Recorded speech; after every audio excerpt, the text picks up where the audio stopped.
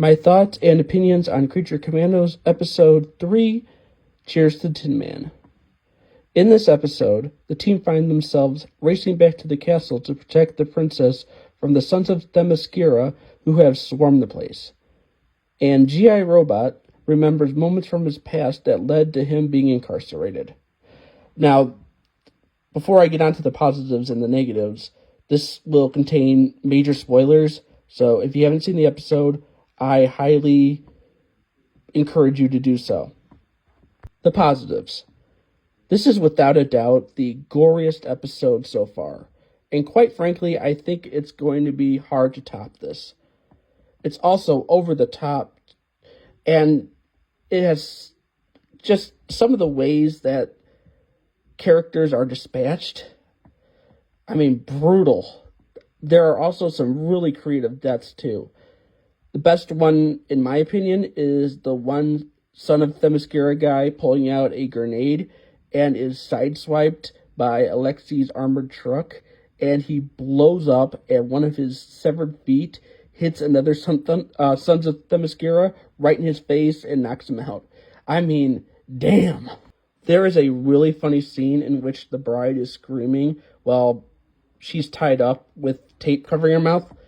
Flag, rips the tape off, and he shouts at her where the Sons of Themyscira are, and she just says, "They're gone." And Flag inquires why she was screaming, and she just answers him by shouting, "I wanted you to get the damn tape off my mouth." That was really funny to me. It's one of the biggest laughs I've had on the show so far, of the show so far. I really like the song choice of Coin-Operated Boy playing as G.I. Robot guns down the neo-Nazis and the Sons of Themyscira. It's an inspired choice and works so well with the sequence. I like how when G.I. blew up and Nina screamed his name and was about to rush over, and Rick Flag Sr. places a hand on her shoulder without turning his head to her. He's stunned by what has just happened, but he's aware that he's got to let Nina know that she's got to stay put or she'll suffer the same fate. It's nice to see how Flag, even at a moment of absolute horror, can keep a level head and let his teammate know that their safety is the most important thing at that critical moment. I respect James Gunn big time for knocking off G.I. so early here. It takes the audience off guard, and it shows that anybody can go at any moment. The impact, too, of Nina finding G.I., his head, and holding it in her hands as his power drains out entirely and his voice fades. Cheers to the Tin Man. Man, this was a heavy episode. You have to give it to Gunn for making an effective and emotional sequence. It shows how much the characters mean to people. And now for the negatives. Just a few nitpicks.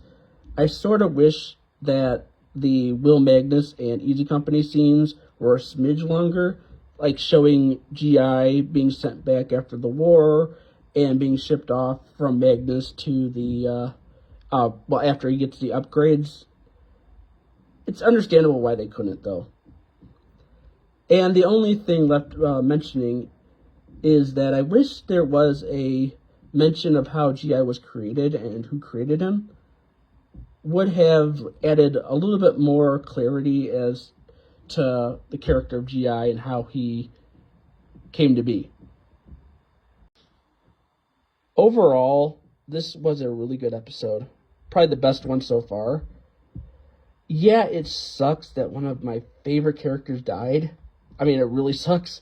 But I understand the decision, and I like how they had the balls to do it, weirdly enough.